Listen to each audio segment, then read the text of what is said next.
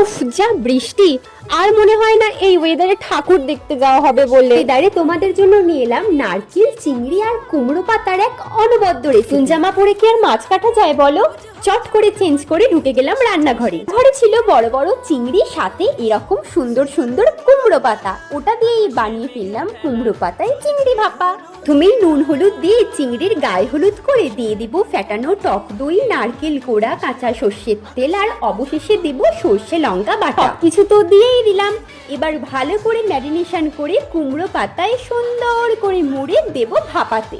আচ্ছা, একটা কথা খুব জানতে ইচ্ছা করছে, তোমাদের কোন ঠাকুর দেখতে সব থেকে বেশি ভালো লাগে, উত্তর কলকাতা নাকি দক্ষিণ কলকাতা? আর যদি আমার কথা বলো তাহলে আমার তো উত্তর কলকাতা একটু বেশি পছন্দের। এরকম সুন্দর সুন্দর রেসিপি পেতে আমাকে লাইক, কমেন্ট এন্ড শেয়ার করে দাও। আরে কি মজা, পেট পুজোর সাথে সাথে তো বৃষ্টিটা